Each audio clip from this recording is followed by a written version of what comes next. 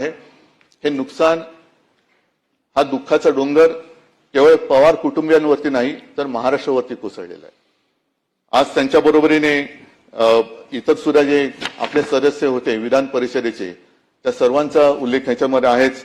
स्वरूपसिंग नाईक आहेत, अशोक मोडक सर, त्याच्यानंतर गंगाधर पटणे, नीला देसाई तर आमच्या पक्षाच्या सदस्य होत्या, त्या सुद्धा महिला आघाडीच्या आमच्या पदाधिकारी होत्या।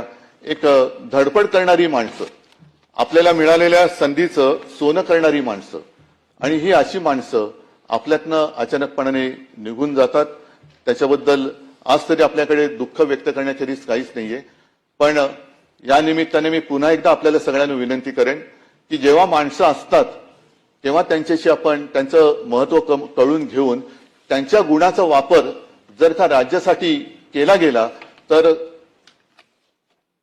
केवळ आपलंच नव्हे तर महाराष्ट्राचं भलं झाल्याशिवाय राहणार नाही।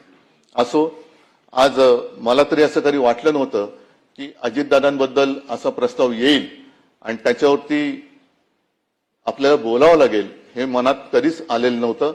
अचानकपणाने ही वेळ आपल्यावरती ओढवलेली आहे। मी अत्यंत भारावलेले आणि जड अंतःकरणाने अजितदादांना श्रद्धांजली हा शब्द मला वापरावा लागतोय, ह्याचं खूप मनामध्ये दुःख आहे।